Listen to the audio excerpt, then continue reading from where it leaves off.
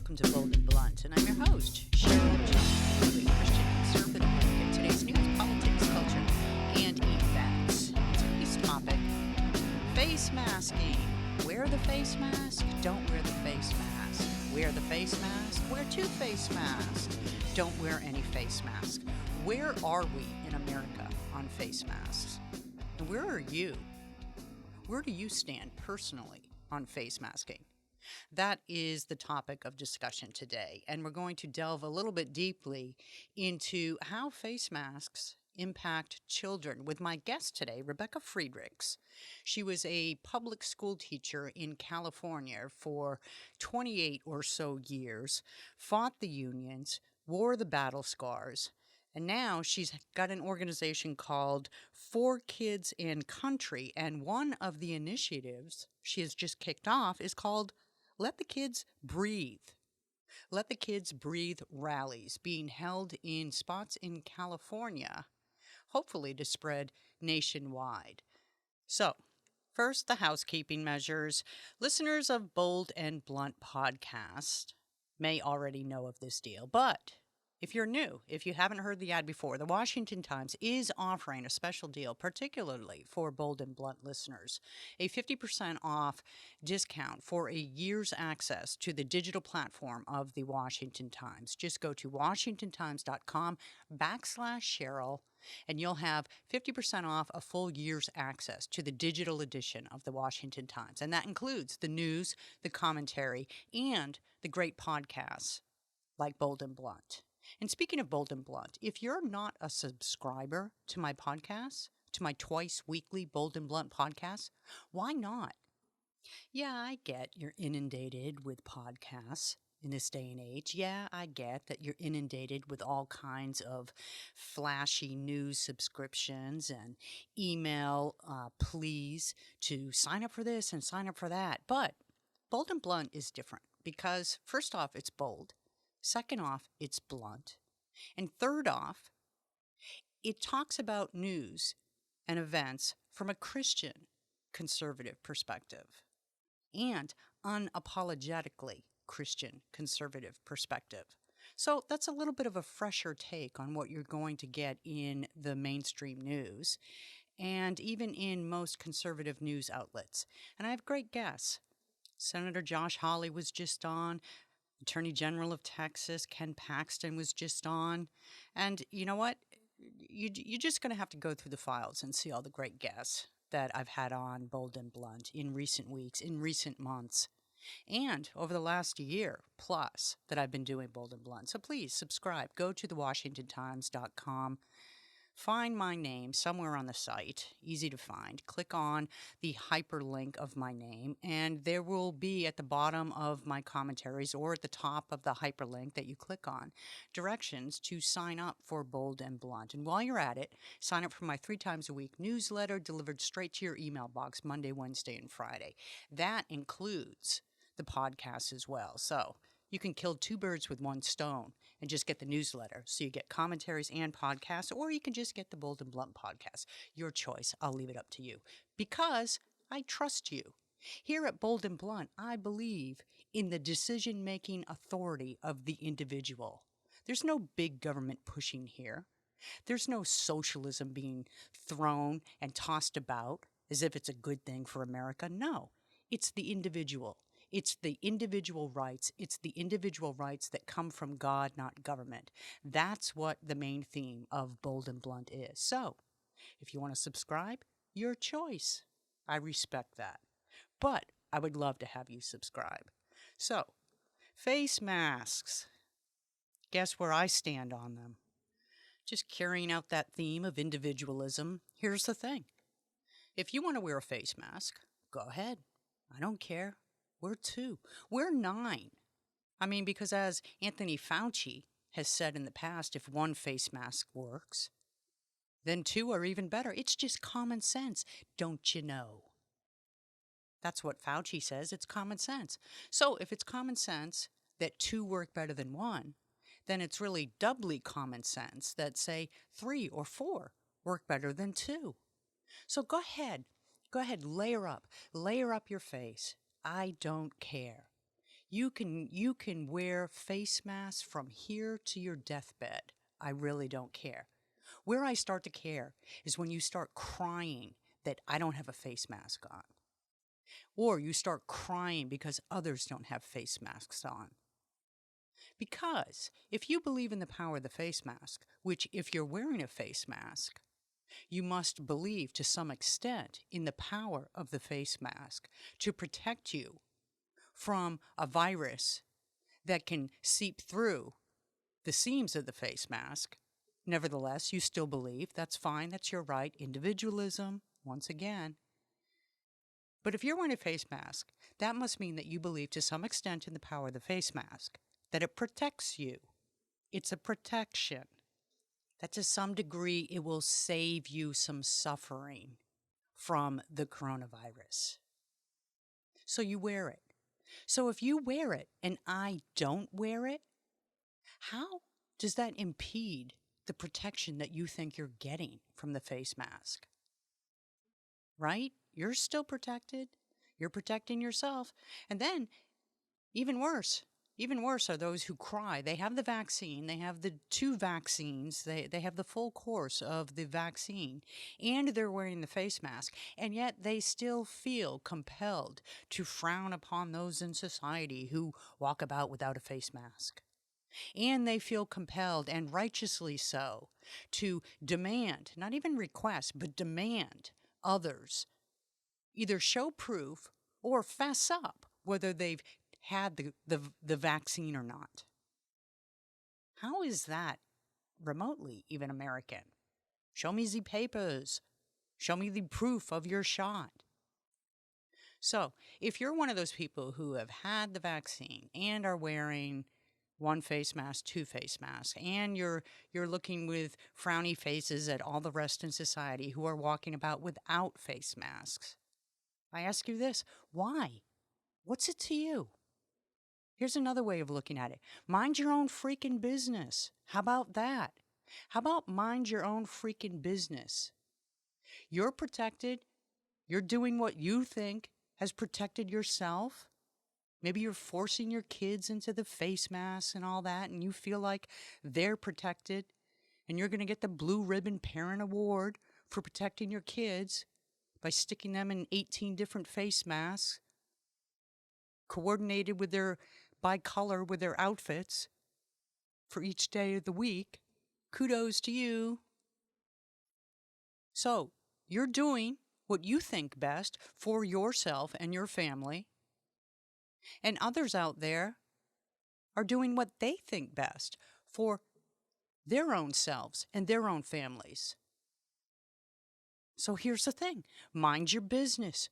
Go about your day doing what you want to do as a free American, as an American born into God-given liberties, and let everyone else go about their business too. I can't tell you how sick and tired I am of hearing on the news or seeing videos or even experiencing in real life the finger-pointing, finger-wagging, chastising, scolding, nanny, big government socialist communist types who want to frown down on the rest of society for daring to walk about without a face mask because, here's the thing, maybe they don't believe in the power of the face mask. Maybe they think that, hey, if I'm going to get sick, I'm going to get sick. Or maybe they think, you know what, I don't feel sick. And that used to be a standard. That used to be a standard of society up until the coronavirus, that if you didn't feel sick, well, hey, maybe you're not sick. You know, that old walk like a duck, quack like a duck, look like a duck thing. If you're not feeling sick, how sick can you really be? Right? Now, I know there are certain sicknesses, certain diseases that you don't feel sick right off the bat.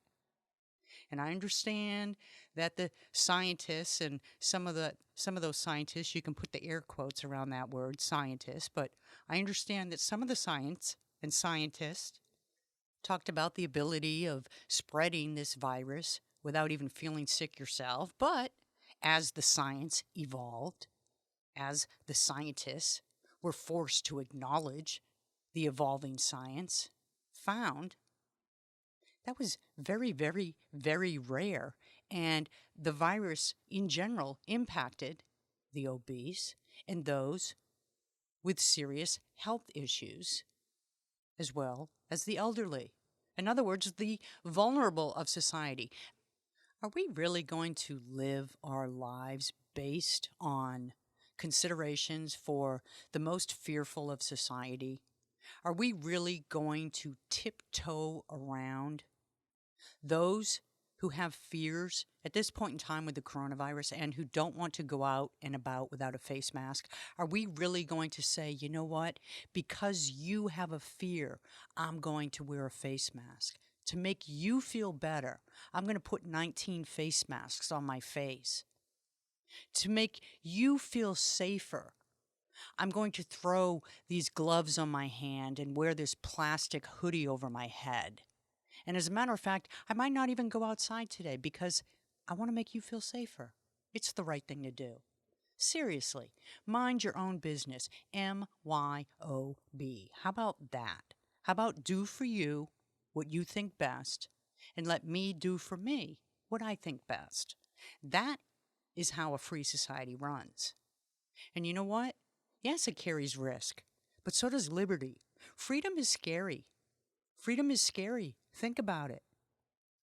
Freedom means that you're opening yourself up to certain dangers, but the trade-off is freedom. Come on, America. This is the guy that we were listening to about the face masks. I want to take you back to 1998. Bill Gates facing a deposition for Microsoft antitrust accusations. And this is the guy that basically ran the world on how pandemic policy was supposed to be carried out. He did it through his various minions. In America, for the large part, it was Anthony Fauci, right? Now, of course, Joe Biden is carrying the water. But Bill Gates, when he spoke on the pandemic, the World Health Organization pretty much listened. And then that translated into policy and politics the world over, the entire globe. Listen to this arrogant, smug Bill Gates.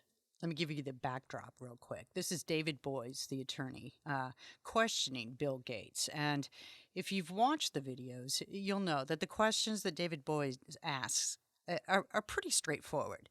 This reminds of Bill Clinton. Well, it depends on what the meaning of the word is. Really. The two are peas in pods. Here we go. Not recalling the specifics of the interview is that it's very unlikely I would make a statement like that without some common understanding between myself and the reporter of what that term, which out of context is incredibly ambiguous, what it meant in the context of her series of questions. And just to be sure I understand it, what you're saying is that you don't remember what the definition was, and you don't even remember that there was a definition, but you believe there must have been a definition or you wouldn't have been using these words. Is that fair? There must have been a common understanding. I wouldn't say a definition. How would that common understanding have been arrived at? Not a definition, a common understanding. Let's parse words, Bill. Bring it. The pause is him sitting, staring, blinking. Oh, somebody can give examples. I'm just saying there doesn't have to be a formal definition for two people to have a context in a conversation of what a word means. That is, neither one has to say, I define the word as follows. So maybe I interpreted your use of the word definition too strictly. Okay. So if you define definition for this conversation in a loose way, then I'll understand what you mean. If you define definition in a loose way for this conversation, I'll understand what you mean. Define definition. See, this is how bureaucrats work, right? Their entire goal is power and control and to maintain it. And so when that power and control is threatened, they go back into their world of intellectualism, dig deep to find any type of phrases that can lead those who dare to question down rabbit holes and rabbit trails and trip them up and frustrate them so as to distract from the ultimate goal, which is getting at the truth. Define definition depends on what the word is. See the similarities here? Look, Bill Gates is the guy that we just turned our entire political world over to. Not willingly. This is what our elected leaders did. They allowed Bill Gates the platform and the influence to put us all in face masks for over a year, to basically treat America as if we were second-class citizens to China. China, the country that he loves, the country that he fawns over, the country that he thinks America should be more like. And so America went along. America, out of fear at first, went along. And now the fear should be gone. America, the fear should be gone. We shouldn't be wearing these silly face masks. We shouldn't be waiting for government to give us permission to remove the face masks. Are you an American or are you a mouse? Because if you're an American, that means you're the boss. You're the boss of the mice, right? In government. You don't need the permission of Joe Biden, the feckless president we have in the White House, who's allowing the far left socialists to run policy.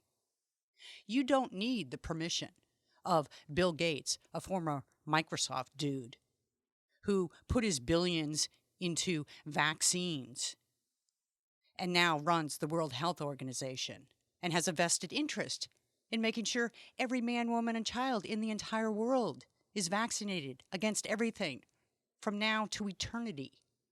You don't need his permission. You don't need Anthony Fauci's permission. You don't need Anthony Fauci's permission to remove your face mask. Who's the boss here in America? This is what it comes down to. This is the core question that a year after this pandemic, we should all be asking ourselves in America. Who is the boss? Who's in charge? And you may say the right answer. You may say we the people. But are you acting like it? Or are you waiting for permission from Walmart and Target CEOs to let you in their stores without a face mask? Are you waiting for Panera to give you the thumbs up to sitting in a restaurant less than 6 feet away from your fellow diner? Are you waiting? Are you just sitting back and waiting for permission? Are you waiting for permission from the soccer coach of your kids to let your kid run around a field, an open field, without a face mask? Are you an American or are you a mouse? Pick a side. Pick a side. And here's a woman who definitely has picked a side. Rebecca Friedrichs, my guest today.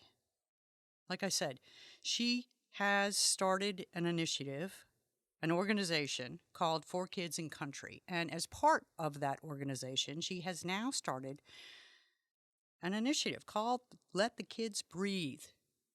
Rallies around California. It's about time. We need these in every community. Let the kids breathe.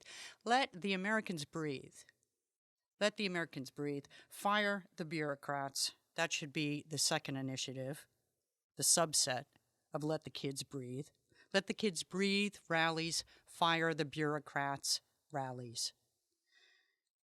Anyhow, Rebecca Friedrichs, she's here today on Bold and Blunt. She's a repeat guest, and she's a repeat guest because she's great. Rebecca, thank you so much for coming back on Bold and Blunt. I appreciate your time. Always wonderful to join you. So let's talk about the Let the Kids Breathe rallies that are kicking off through your organization, For Kids and Country. What's going on? Yes, actually, For Kids and Country is just supporting these rallies. They were started by a wonderful organization of grassroots parents. They're called Informed Parents of California. And their energy and they're just super great at spreading the word all around the country. They have inspired folks to start informed parents groups in many other states. So the rallies started yesterday, Monday, May 17th. Mm-hmm. I joined them at the Orange County Board of Education. We had multiple speakers, outstanding speakers, hundreds of parents and teachers and community members were in attendance, a bunch of kids. There were these wonderful, posters kids were holding, let us breathe, take off the mask. So one young man, my favorite, had defund teachers union. So that was great. But there were highly informed medical experts, educators, super brave city council members, and parents who just spoke to the crowd, informing the community that forcing children to wear masks is actually unhealthy and even unlawful under the California Education Code, and that the only thing these masks do is divide us and demoralize us and allow massive government control. So it was just delightful to be out with this an amazing group of patriots, most of them parents of young children, fighting for what's right for the kids. Now, do you find yourself or this rallies? Are they being censored on social media? All of us are censored on social media. I've been shadow banned for months, and these parents are able to get the word out, I think, other ways. They post it on their own little private page, and so they are able to really get the word out. But yes, it's the media that censors us the most. We'll put out reports to the media that we're going to have an event like this, and a few small conservative media organizations will show up, and the rest of them just basically ignore the parents. It's really a tragedy. Now, what's the atmosphere like in California? Because you live in California still, right? You're still in California? I do, Southern California. Okay, and you spent 28 years as a public school teacher fighting from within the unions and the socialist infiltration into the school systems. And now you're stepping slightly to the side of that and fighting masks and the mask mandates. And what kind of reception are you receiving? Not from the supporters, but general Californians. Yeah, well, I fight the mask mandates because they are part of the socialist takeover of our country, and it's the government unions that are literally the transmission belts of socialism and communism. So I fight the government unions, specifically the teachers' unions. So anything that lands under that umbrella of their massive control, their tyranny, their robbing us of our freedoms and our rights, I'll get involved, especially if it has to do with the children. So what's the atmosphere like here? Well, it's interesting because everyone thinks California is just this big fat mess. Well, the mess in California is our state legislature, which the teachers unions have a 2/3 supermajority in our California state legislature. That's our problem. They are literally destroying our state. This is the most beautiful state. I am a fourth-generation Californian. My husband is a third-generation Californian. We so much do not want to leave our state. We stay here and we fight for this beautiful, wonderful state. And our biggest fight is against the radical government unions, their far leftist allies like the ACLU and the Southern Poverty Law Center and Planned Parenthood. But most Californians are just these kind, decent people who want to live a free life. There are many who have been lied to, particularly a lot of the illegal immigrants that come over the border. The minute they go through our anything in our immigration system, they're told you should be a Democrat. Only Democrats care about you. Republicans hate you. So they're being told lies. And the Democrat Party's been taken over by socialist communists. They're not the party they used to be. And so that's the mess in California, is that people are being lied to. There's a lot of deception. Once we awaken people to the truth, and many are being awakened because of COVID, they're starting to see what their children are actually learning in the schools. These parents who've been voting Democrat for years, they don't want their kids sexualized. They don't want to be in a communist country. They escaped those types of countries to come for freedom. So they're slowly awakening that they need to stop voting for Democrats. I want to go back to something you said that I think is very important for people to understand. And I agree with you, but I want you to explain to people why this is so. Why are the face masks socialist? Well, so socialist and communist regimes love to steal your freedoms, and they love to make you like dehumanize you. They love to divide people. If you go back in history and you read the history of any country that has been overtaken by communists, I think the one most people are most familiar with is Nazi Germany. So when a country is taken over like that, people don't realize they're being taken over, or they would fight back. One at a time, these regimes just start to remove your freedom. They take away, in this case with COVID, they locked us down, took away our freedom to work. They have destroyed, I read the other day, they've destroyed 150,000 small businesses across the country. California is hemorrhaging small businesses. So what they've done by forcing these masks is number one, they divide people. So you have people who believe the hysteria around the COVID, and so they hate people that aren't wearing a mask. And then you have people who are really educated on what's really going on here, that we're being manipulated, and that this COVID is being hyped and used to push an agenda. And so those people, want to be free and don't want to wear the mask. We get attacked by the ones in the mask. So it's all about dividing people. It's the same with the critical race theory. They divide us by color, by class. They tell us if you're white, you're always a bigot, and this can't be stopped.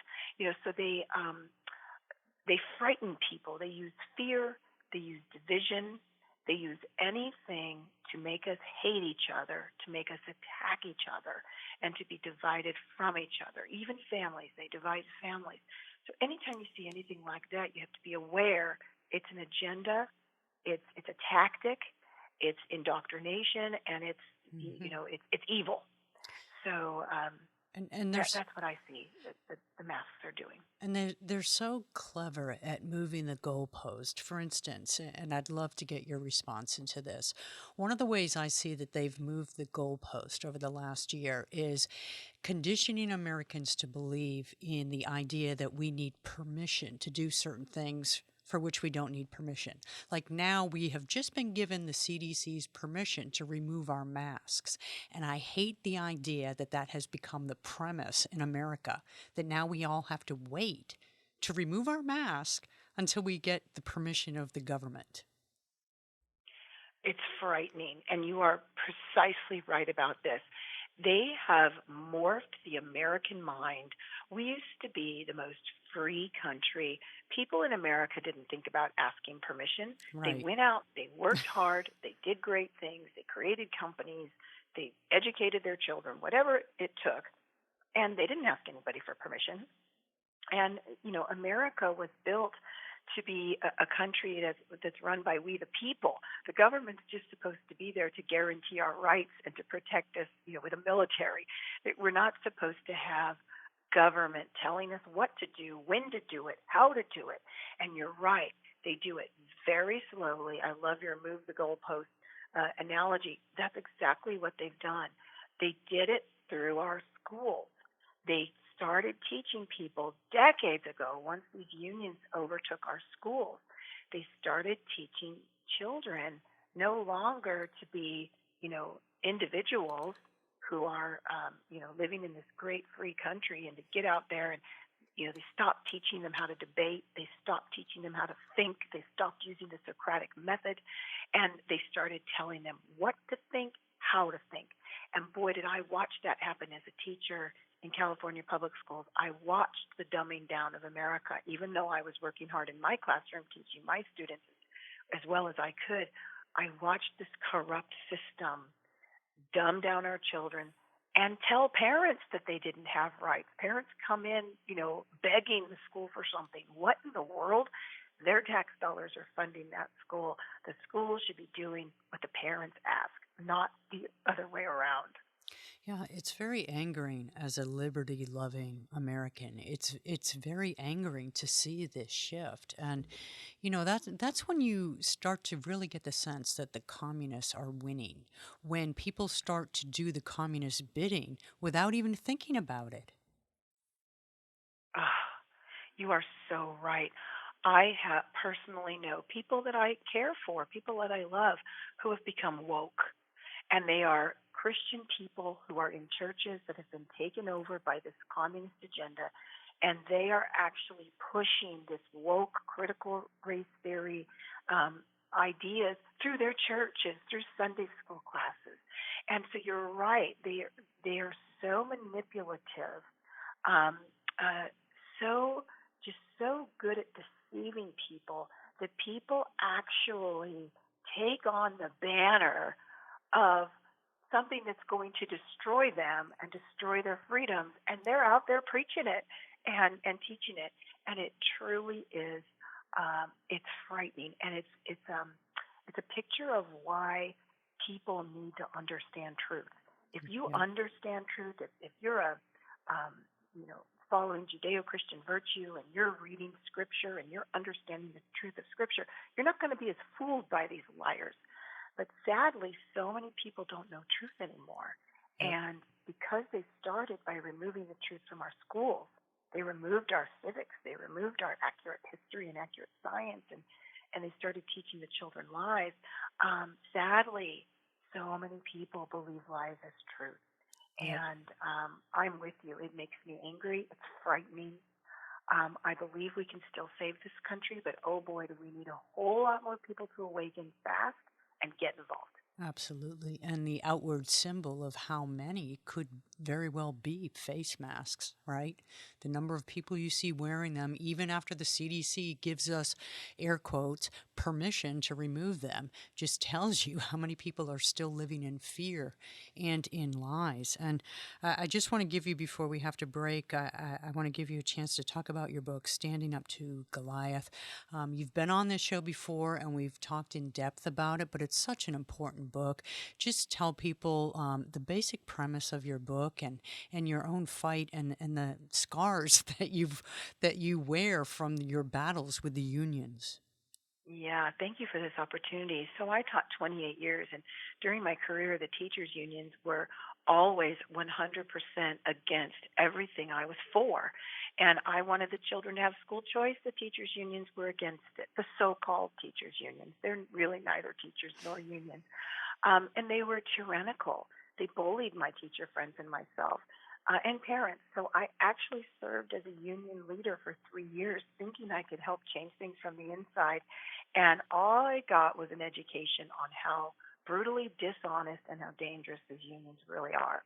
So at one point in my career, in 2013, I filed a lawsuit with it was 10 California teachers, and we sued the National Education Association and the California Teachers Association.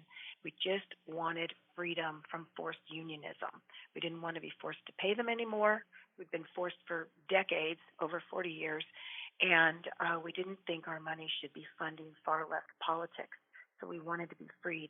Our case was heard at the U.S. Supreme Court, and within some time and some other cases that came, we were able to free everyone from forced unionism. Through that journey, so many brave teachers from across the country reached out to me because they all feel alone because everyone's afraid to speak out.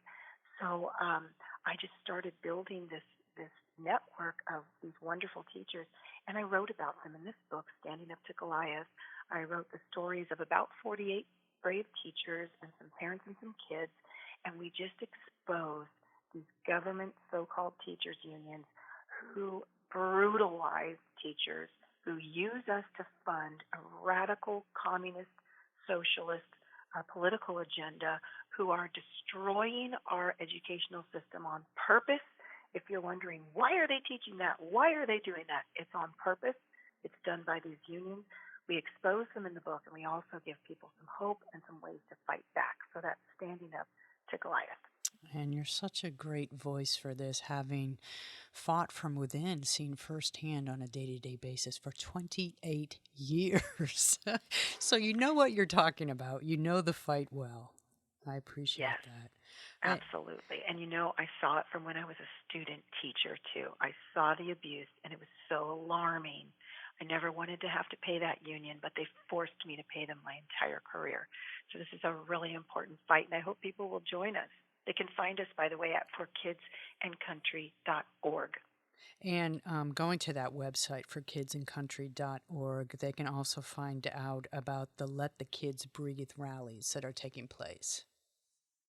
Yes, and actually the best thing for them to do, if they would like to start a Let the Kids Breathe rally in their community, anywhere across the country, email letkidsbreathe@gmail.com. That's letkidsbreathe@gmail.com, and those folks will help you get something organized. I may be emailing you myself, so thank you for that. Great. And Rebecca, Great. thank you so much for being such a treasured guest on Bold and Blunt. I appreciate your time. Oh, thank you, Cheryl, for being a fighter and a brave woman. I'm always happy to be on your show. Let the kids breathe. Why not, right? Isn't it time to take the face masks off? Not just kids, but adults as well. Let the kids breathe. Check it out. Bring a rally to a community near you. Let's get back to being Americans. Let's get back to the business of being free. Thank you for listening. Tune in next time.